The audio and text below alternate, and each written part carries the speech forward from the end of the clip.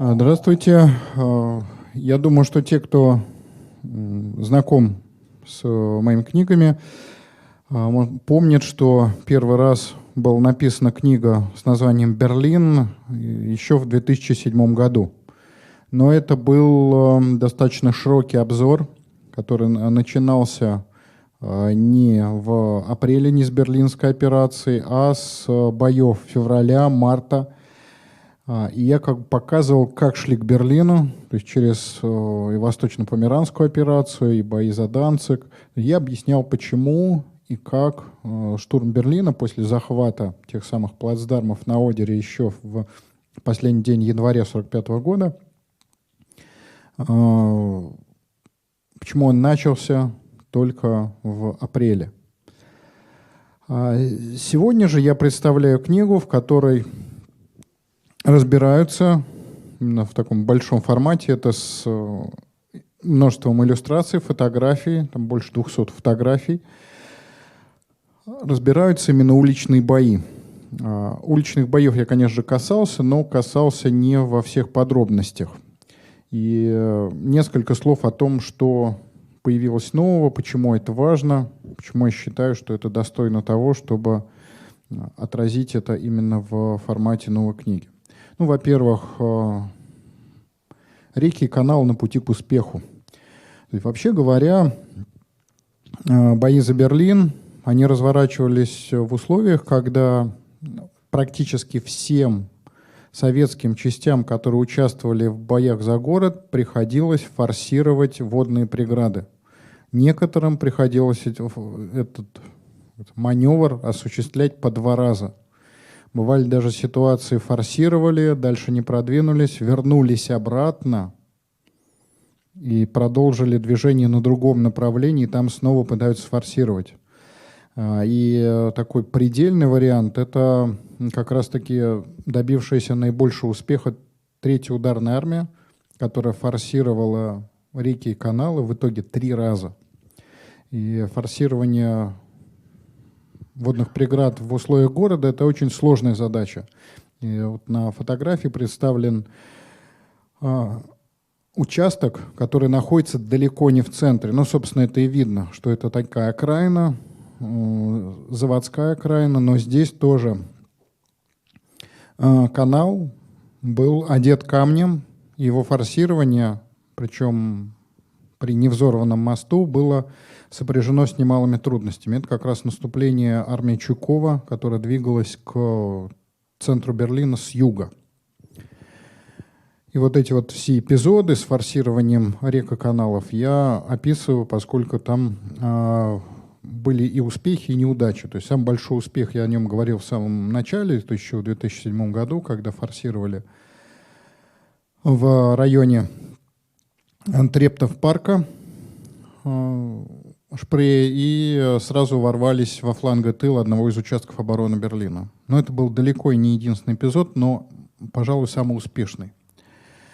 Большой проблемой при штурме города стали многочисленные опорные пункты, узлы обороны, которые можно назвать условно такими крепкими орешками. И крепкими орешками они стали прежде всего на пути 5-й ударной армии. Вообще говоря, лидером в продвижении к Рейхстагу должна была стать 5-я ударная армия, и Жуков фактически Берзарину поручал прорыв в район Рейхстага, напротив и Чуйков, Катуков, и Кузнецов были аутсайдерами. То есть армия Берзарина получила и задачу, и большие средства усиления для того, чтобы пробиться в центр города. Однако на ее пути к центру, к правительственному кварталу, конкретно к Рейхстагу, встал ряд узлов обороны немцев. Соответственно, слева это Иерусалимская церковь, а справа гостипография. Где это находится географически? То есть если мы посмотрим на карте Берлина, вот это как раз фрагмент той карты, которая вложена в книгу. Вот гостипография. А рядом с ней как раз-таки Иерусалимская церковь. она находится в очень выгодном положении. Иерусалимская церковь, причем если посмотреть немецкую Википедию, там написано, что она была разрушена в результате бомбардировки авиации союзников. На самом деле, к моменту советского штурма Берлина она находилась еще в достаточно целом состоянии для того, чтобы стать опорным узлом немецкой обороны. И церковь находилась на небольшой площади. Это на самом деле видно, если посмотреть вот на фотографию начала века. Это фотография примерно 1900-х годов. Стоит церковь, уходит одна улица, вторая улица и, собственно, улица, на которой стоит наблюдатель и фотограф. И церковь позволяла простреливать все эти улицы и мешать продвижению дальше. Столкнувшись с упорным сопротивлением из этого опорного пункта, наши части стрелков пытались ее обходить, но не вполне успешно именно ввиду того, что она простреливала все окрестные улицы. То же самое было с гостипографией, причем гостипография — это на самом деле комплекс зданий, таких, я бы сказал, офисный центр такой, в котором находилась в том числе типография, но она была далеко не единственным объектом в этом таком целом квартале таких административно, я бы сказал, административно-офисные здания такие. Они не очень прочные, конечно, в отличие от церкви, потому что церковь выдерживала обстрел орудиями 203 мм. Гостипография, в чем была проблема с гостипографией? Тем, что даже преодолев внешний ряд домов, внешние корпуса вот этого квартала, приходилось дальше штурмовать последующие здания, которые находились в глубине среди вот этих узких дворов, которые не поддавались обстрелу извне. Если первоначально удавалось, я это описываю в книге, когда ворвались на территорию типографии, а дальше пушка, которая стояла, орудие, гаубица, точнее, Б-4, которая стояла извне, она до внутренних домов не добивала, и приходилось с собой подтаскивать реактивные снаряды и стрелять по стенам. Там дошло даже дело до переговоров о сдаче, но тем не менее время было потеряно. И вот это потерянное время, оно помешало Берзарину оказаться победителем в той самой гонке за Рейхстаг. Гонки в хорошем смысле, просто двигались с разных направлений, и успех должен был стать результатом грамотных действий, но и на самом деле удачи сильнейшего. И вот это движение с разных сторон к Рейхстагу, оно столкнулось в том числе с опорными пунктами, которые тяжело было взять штурмом, и находясь буквально в 2 шагах от Рейхстага, то есть если мы посмотрим, вот гостипография, вот та самая церковь, до Рейхстага несколько улиц. То есть, в принципе, чтобы пробиться к Бранденбургским воротам и к Рейхстагу, надо пройти совсем немного.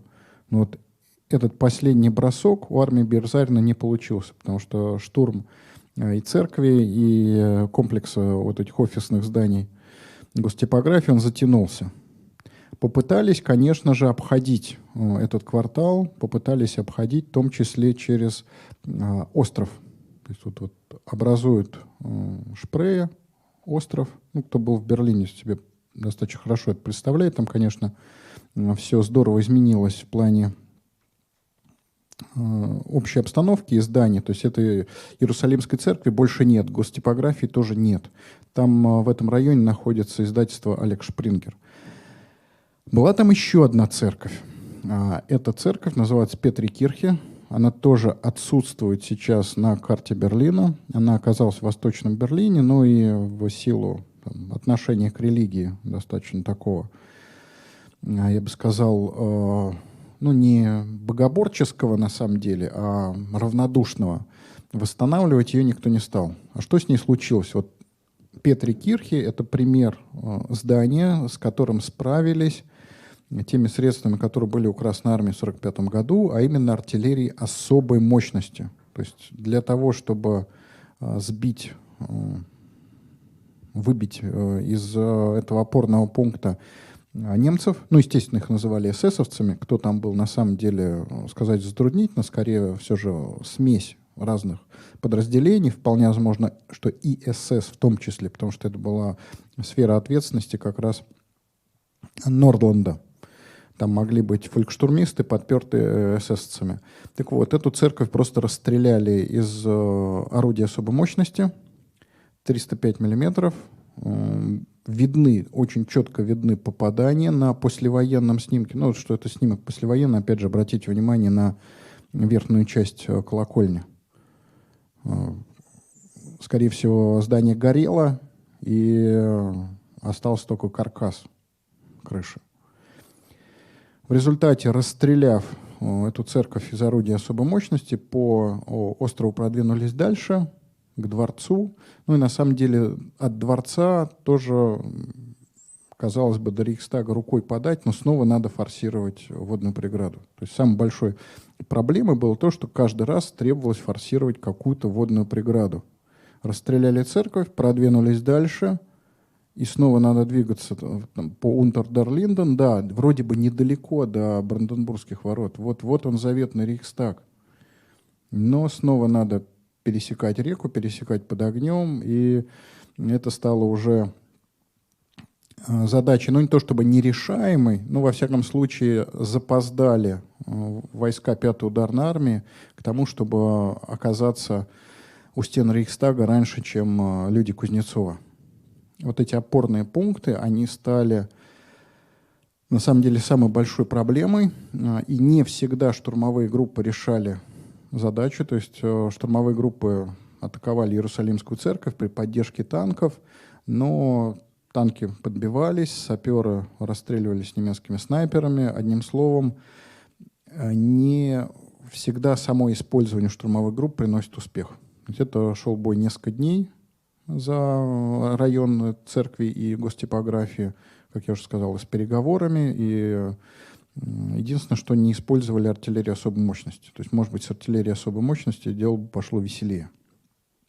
Ну вот особой мощности — это на соседнем участке. И старались двигаться по разным направлениям, где получится, там получится. Ну вот эти все перипетии я, соответственно, излагаю. Еще один момент, на который я раньше в меньшей степени, может быть, обращал внимание, это попытка решить задачу штурма города прорывом по зеленке, то есть по районам города, где есть парки, какие-то скверы, и, казалось бы, удар через привычные поле, деревья, там дело пойдет лучше, что это гораздо удобнее, быстрее, чем пробиваться через улицы, перегороженные баррикадами. Одним словом, парк Тиргартен словно магнитом притягивал всех. И первым, кого он притянул, на самом деле был никто иной, как Иван Степанович Конев. И у Ивана Степановича Конева на самом деле была вполне богатая идея с тем, как взять Берлин. Он рассчитывал пробиться к Рейхстагу как раз-таки через зеленку парка Тиргартен, через участок, который сулил привычные условия для, в том числе, танков, бои на сравнительно открытой местности. Понятно, что все это было засажено деревьями, но это считалось меньшей проблемой, чем, опять же, прочные каменные здания. И в погоне за той самой зеленкой отвернули от успеха, который был практически в 2 шагах. И опять же, это все в красках расписываю. Имелся участок, то есть к району правительственного квартала. То есть вот здесь правительственный квартал, то есть здесь Рейхстаг, соответственно, здесь рейхсканцелярия, гестапо, здание ВВС, которое до сих пор есть, ну вот гестапо, здание Люфтваффе, которое до сих пор используется как административное, здесь вокзалы, собственно, приводящий практически в центр Берлина. И вот к этому правительственному кварталу армия Чуйкова, армия Катукова шла с юга. И вот тут был участочек, который называется Бель-Альянс Пляц, то есть площадь Бель-Альянс. Как это выглядит с птичьего полета до войны. Понятно, что в 1945 году все эти здания были частично порушены, но район выглядел примерно так. Нельзя сказать, что он был на момент штурма сильно разрушен. И я привожу фотографии сразу после штурма. Там многие здания уцелели. Сейчас это все исчезло. Одна из проблем Берлина, вот если говорить, например, об экскурсии по Берлину, в Берлине осталось очень мало тех мест, которые можно было вот пройтись и показать. Вот здесь посмотреть направо, посмотреть налево. Это так называемые Гальские ворота. То есть тут мост, проходит участок немецкого. Есть у него в Берлине подземная часть скоростных городских магистралей железнодорожных, а это надземная. И вот С-Bahn, так называемый, он проходит как раз-таки здесь по берегу Шпрее.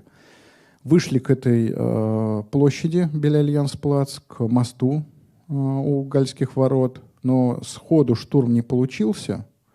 Начали продвигаться медленно, и принимается решение на уровне и Чуйкова, и Катукова, на самом деле, конечно, одобрено было Жуковым, не пытаться пробиваться здесь через череду узких улиц, повернуть на 90 градусов, пройти через участок с железнодорожными магистралями, выйти к тому самому парку Тиргартен.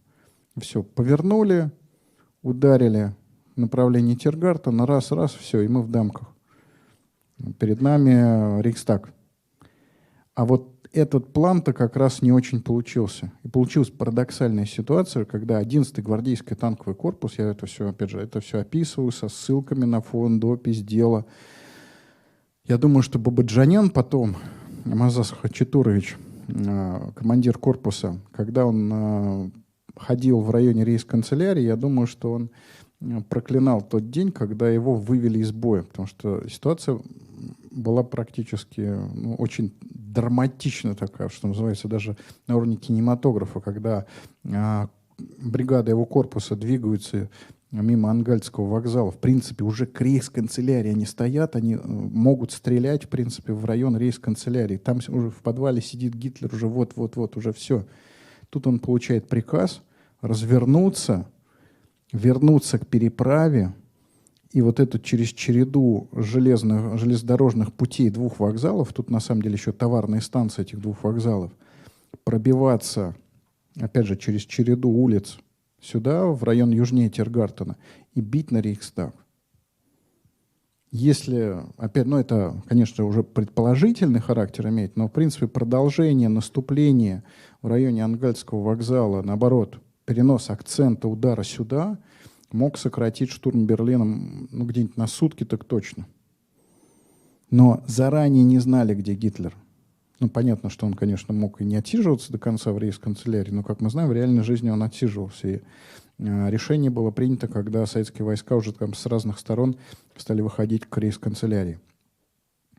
Вот так выводят танкистов, они здесь пробиваются через улицы, причем одна из улиц, Йоркштрассе, она была перегорожена рухнувшими железнодорожными мостами. То есть, на самом деле, пробиваться через вот эту всю череду железнодорожных путей, это удовольствие оказалось, мягко говоря, ниже среднего. И потом, когда вышли уже практически к зеленке, то есть идея-то была очень богатая. Вот если смотреть на карту, идея богатая. Бьем через железнодорожные пути, выходим к зоопарку, дальше в парк Тиргартен, здесь по привычной местности раз-раз и доходим к Рейхстагу. А все это выродилось в то, что с трудом пробиваемся через железнодорожные пути, выходим к зоопарку, здесь стоит башня ПВО, которая, опять же, непробиваемая из-за орудий 203 мм. И первыми успевают к Рейхстагу как раз-таки люди из соседней армии, из армии Кузнецова. По сути, успех у Катукова с Чуйковым был вырван в последние дни. Если бы Кузнецов чуть-чуть задержался, это вот к вопросу удачи на войне.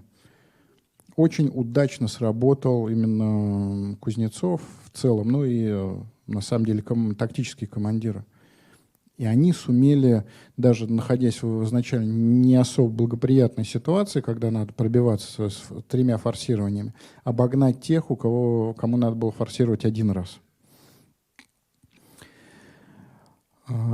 И вот эти все перипетии, я о них рассказываю, потому что там действительно ситуация была такая, что прям выводили из боя в 2 шагах от рейс-канцелярии. А теперь такой вот большой кусок про Знамя Победы. Значит, здесь что хотелось бы сказать, что называется, в качестве вводной. Когда у нас открываются документы, когда изучается история войны по первичным источникам, очень часто легенды, те легенды, которые складывались в послевоенный период и складывались в том числе из мемуаров, из официальной истории, эти легенды могут опровергаться, что происходит сплошь и рядом. Но проблема-то в том, что далеко не все может подвергнуться ревизии в результате анализа документов. Что-то может быть подтверждено. И здесь мой такой пример, который я обычно привожу, это Либава-Лиепая. В 1941 году город Лиепая, о нем много писали после войны, там, крепость без фортов, так сказать, поднимали на щит этот эпизод, и в том числе ввиду того, что в боях участвовали рабочие прибалты, и как бы вот это, так сказать, позиционирование Советского Союза как законного владельца тех территорий, оно подвигало поднимать подвиг Лиепаи. И это все подтвердилось. И рабочие прибалты в боях за Лиепаю в целом достаточно результативно по меркам 1941 года оборона города с контратаками. Ну и понятно, что чудо не могло произойти. Штурм изолированной крепости, пошли там на прорыв. Да, может быть, стоило подольше продержаться, снабжаться по морю, может быть. Но факт тот, что история с Лиепаей, она подтвердила в целом советскую легенду о достаточно результативных действиях гарнизона во главе с Дедаевым. То же самое, на мой взгляд, происходит с Знаменем Победы. История водружения Знамени Победы с открытием документов, она, конечно же, обросла новыми подробностями, но сама по себе она скорее подтверждается, чем опровергается документами. И что такое Знамя Победы? О чем вообще можно вести речь? Знамя Победы — это вполне конкретное полотнище с номером у древка номер 5. Любые другие знамена, водруженные над Рейхстагом, таковыми не являются. Поэтому, когда понятно, что это красивый сюжет, я ничего не имею против Халдея как фотографа, хорошая композиция, но когда нам показывают, так сказать, художественный снимок Халдея, снятый в восточной части Рейхстага на украшении, на котором не водружалось знамя ни по каким документам, это все же не Знамя Победы. Давайте все же, если рассуждать строго, Знамя Победы — это знамя номер 5. То, что снимок делал Халдей, он делал в той точке, где знамя не могло быть водружено технически никак, потому что противоположные здания занимали немцы, и того, кто попытался бы повесить даже там ночью любое полотнище, прикрепив его там к статуе или еще как-то, это было обречено на... Это самоубийственный был бы шаг. Значит, немного о том, где это все происходило. Аэрофотосъемка, причем аэрофотосъемка союзников, уже все горелое. Если приглядеться, на большом экране хорошо видно, что вот это здание МВД, оно уже все выгорело. На самом деле это здание бывшего германского генштаба. То есть тут витал дух Мольтке. Вот это здание, оно досталось ведомству Гиммлера, оно числилось как дом МВД, оно использовалось административно как здание Министерства внутренних дел. Но изначально это как раз-таки имперский генштаб. Так вот, Рейхстаг, площадь. Здесь велось строительство, реконструкция Берлина, которая проводилась, что называется, по идеям Гитлера и вычерченным Шпеером. Несмотря на войну, попытались это все продолжать. Поэтому тут был гигантский котлован с водой на пути к Рейхстагу. Строго напротив Рейхстага стояла Кроль-опера, здание МВД, Белый дом, швейцарское посольство, и вот тот самый мост Мольтке, опять же, в честь немецкого военачальника Мольтке. Сейчас это все неузнаваемо изменилось.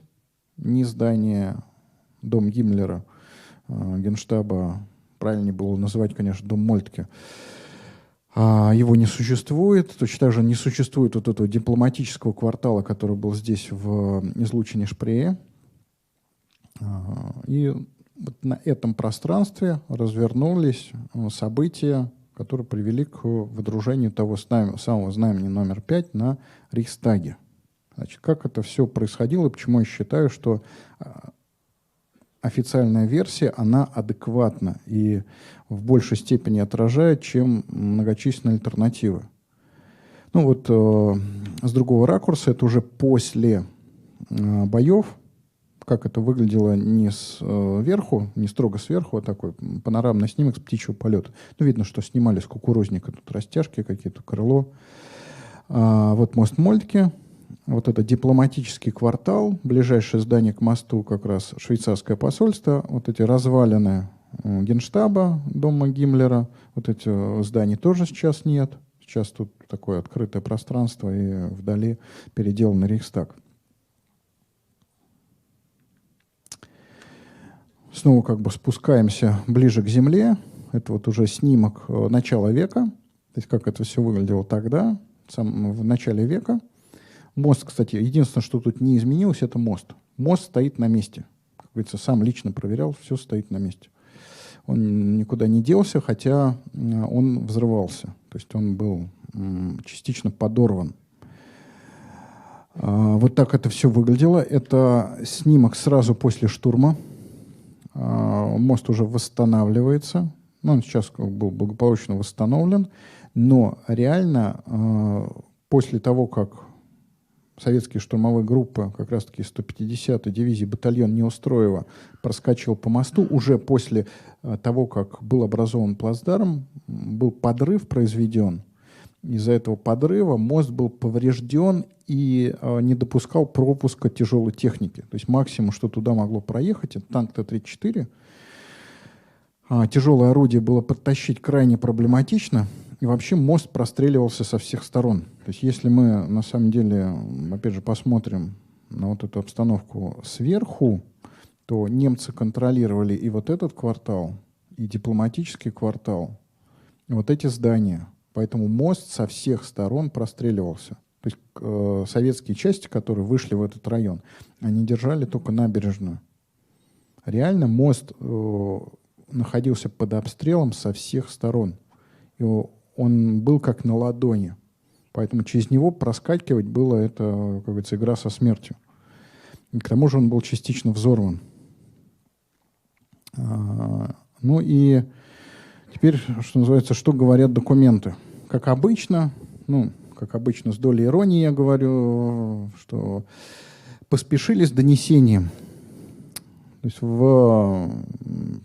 после того, как вышли к Рейхстагу, попытались его штурмовать 29 апреля. Это была первая попытка.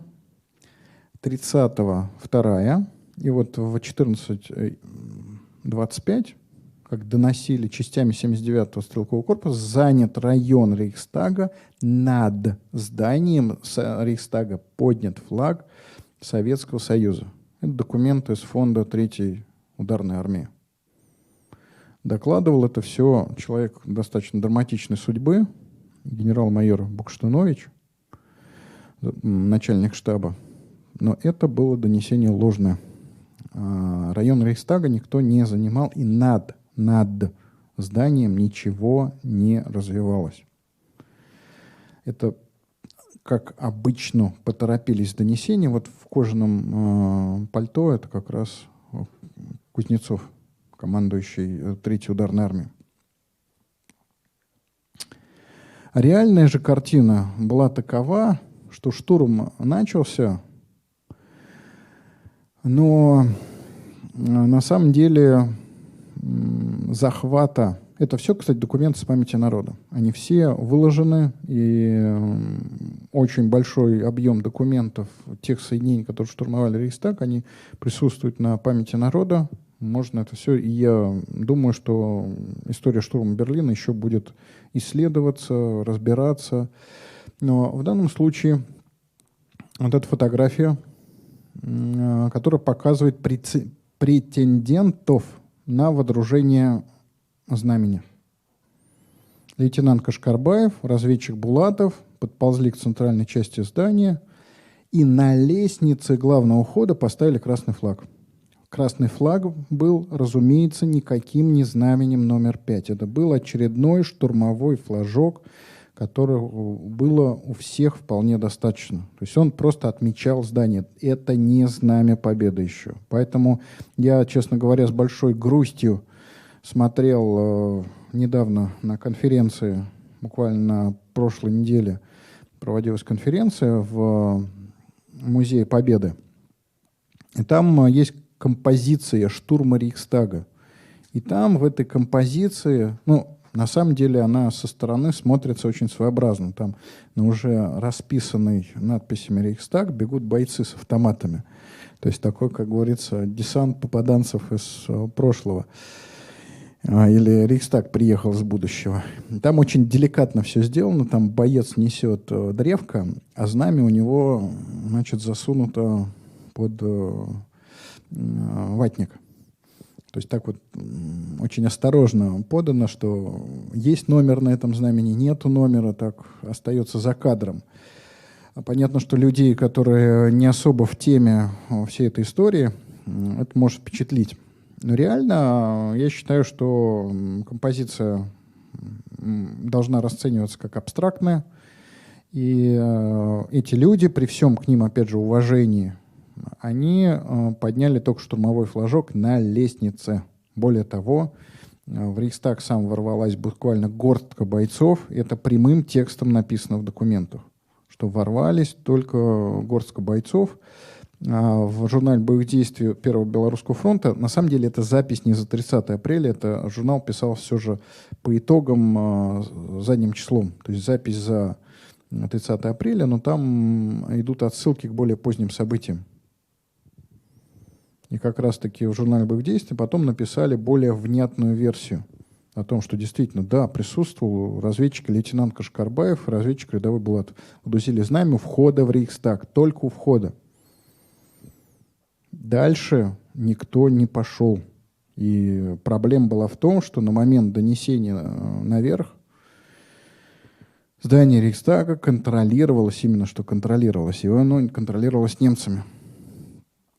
Ну и есть итоговые донесения 150-й стрелковой дивизии, есть донесения, опять же, в книге я все это с ссылками даю, поэтому желающие могут по этим ссылкам зайти на память народа, вбить соответствующий фонд описи, там это все есть. Можно просто найти эти дела и долистать и посмотреть все то же самое.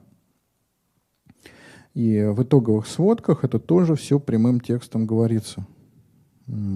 И последующие, что называется, спекуляции относительно того, кто реально поднял флаг, они пошли уже потом, именно ввиду того, что документы были закрыты. То есть если бы документы были доступны независимым исследователям в 60-е годы, никаких вот этих вот разночтений относительно того, кто поднял знамя, его просто не было. Потому что все было бы доступно, известно, и разговор шел бы куда более предметным. И, значит, хронометраж событий 30 апреля. Перед рассветом контратака противника. Это к вопросу, опять же, о том, кто контролировал квартал. Контратаку отбили. В 11:30 мы пошли в наступление. В 13:00 снова повторили подготовку штурм самого Рейхстага.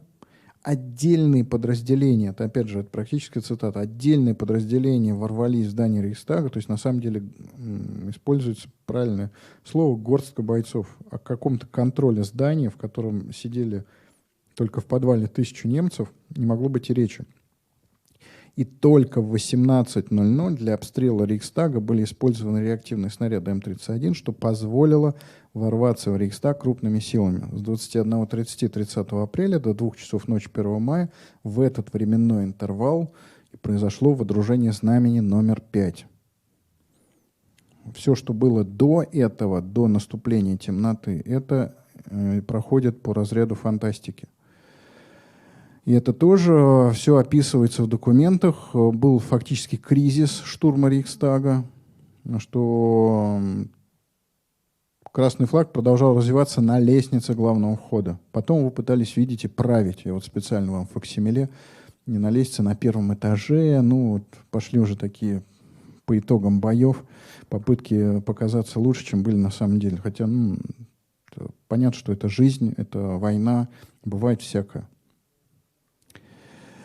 Значит, каким образом все это дело победили? Победили это с помощью карманных Б-4, как я их стал называть. Снаряды М-31. Через мост Мольки нельзя было перетащить Б-4, нельзя было перетащить танк С-2. Вообще, в принципе. Ввиду того, что, во-первых, обстреливалось, а С-2 просто не выдержал. Мост бы просто рухнул, и вся эпопея штурма Рейхстага на этом бы сразу закончилась молниеносно. Поэтому перевезли на автомашине через мост вот такие реактивные снаряды М-31. Установили их в здании МВД, в окнах, выходящих на Рейхстаг, и отстрелялись. По разным данным, там 6-7 указывается, как минимум 6 снарядов. Есть отметины, которые читаются на фасаде. И после этого штурм Рейхстага, это было уже вечером после 18 часов 30 апреля. Поэтому говорить о том, что кто-то в 3 часа дня 30 апреля что-то выдружал уже на крыше, это, извините, выдумки и сказки. Значит, как это все происходило с практической точки зрения? После того, как ворвались уже к вечеру план Рейхстага, на всякий случай такой вот комментарий по поводу снимка Халдея. Снимок Халдея, вот это главный вход, который смотрит как раз в сторону здания МВД, он вот тут, вот в этом направлении. Снимок Халдея сделан на крыше вот тут. На другой стороне улицы стоят здания, в них сидели немцы. Поэтому копошиться вот тут на крыше 30 апреля было вообще невозможно физически и технически. Там бы всех поубивали. Поэтому снимок Халдея – это именно художественная реконструкция, не имеющая прямого отношения к событиям реальной ночи с 30 на 1. Значит, ворвались через центральный вход, вышли к лестнице на севере, то есть лестница на самом деле вот столько, то есть 1, 2, 3, 4, 5, 6. Реально доступными были лестницы по краям, то есть ближе к фасаду, как раз после этого обстрела. Вот стоят люди на крыше. На самом деле, если что, вот тут это внутренние дворики. То есть у Рейхстага еще были внутренние дворики. Вот купол. На куполе, естественно, выдружать было тоже проблематично, потому что стреляют. И поэтому где ставили знамя? Знамя ставили вот на этой скульптуре. Какого она размера? Вот человек сидит. Это снимок 1903 года. Вскоре после того, как Рейхстаг был сооружен. Если мы, опять же, это снимок довоенный, вот эта колонна, как все знают, стоит в парке Тиргартен, ее туда перенесли в связи с реконструкцией. И памятник Бисмарку тоже перенесли. А вот там вдали стоит Кроль опера. Соответственно, вот скульптурная группа, на которой ставили знамя. Любой, кто находится на этой скульптурной группе, обратите внимание, опять же, человека, вот представьте себе, и прикручивать знамя к вот этой, так сказать, мощной женщине на мощной лошади. В Кроль опере сидят немцы с пулеметами. Расстояние практически в упор. Любого, кто днем попытается тут что-то прикрутить, к чему-то прикрутить, он будет убит молниеносно. Немцев из Крылёперы выбили, опять же, я пишу об этом со ссылками на фонды описи, выбили реально только 1 мая. Поэтому выдружение знамени днем 30 апреля это все рассказы. Если это выдружение на крыше, то это выдается желаемо за действительное. Максимум на лестнице. Максимум. Это все можно было делать только ночью, когда темно, и можно было, что называется, короткими перебежками под угрозой там, беспокоящего обстрела прикрутить то самое знамя, что и было сделано. Но не более того. Все, что там ссылается в 15 часов, в 2 часа, в час, это все из разряда ненаучной фантастики. Поэтому версия официальная про то, как поднялись по вот этой там, по лестнице, вот эта лестница поднялись, вышли на крышу, в центральном зале еще немцы там, вышли к вот этой скульптурной группе и после этого водрузили знамя, вернулись обратно. Ну и, опять же, как это все выглядело с точки зрения масштаба человеческой фигуры. Это огромная скульптура, она потом исчезла, что называется, в никуда. И реальное знамя номер 5, оно смотрелось вот таким вот маленьким флажочком на крыше. Туда перенесли только 2 числа, когда немцы капитулировали. И так водружалось это все ночью на вот эту фигуре. Официальная версия вполне стыкуется с тем, что писали по горячим следам, и то, что было в донесениях. Оно было вот именно вот так. Ну и чему еще уделил внимание, это попытки прорыва из Берлина. Как пытались прорываться по Фридрихштрассе. Это вот чаще всего иллюстрирует штурм Берлина фотографиями разбитой техники с Фридрихштрассе. Это на самом деле уже ночь с 30 апреля на 1 мая, когда пытались прорываться из Берлина на север. И закончилось это все избиением последовательно в нескольких точках. И причем именно благодаря грамотным действиям конкретных бойцов, которые положили мины, которые сумели подорвать королевский тигр, который лидировал этот прорыв, удалось предотвратить развитие событий по худшему варианту с прорывом крупной группы из Берлина. Потому что понятно, что могли, конечно, где-то еще перехватить, но выход на открытую местность, там уже можно было рассеиваться и уходить мелкими группами. Так мелкие группы ушли только малой частью из состава вот этого собранного под командованием Нордленда отряда, который попытался прорваться на север. Так что история штурма Берлина, она богата разными такими поворотами и, я бы так сказал, в том числе человеческим героизмом. То есть когда люди, казалось, делали невозможно. И это невозможно, это в том числе штурм Рейхстага. То есть это апофеоз. Как бы штурма Берлина, мы как бы понимаем, что Рейхстаг, он там, кажется, в подвале Гитлер не сидел. Но тем не менее, вот штурм Рейхстага, он был апофеозом штурма Берлина со всех точек зрения. И с точки зрения и тактической, и с точки зрения решения задач, которые ставили войскам по продвижению к его центру.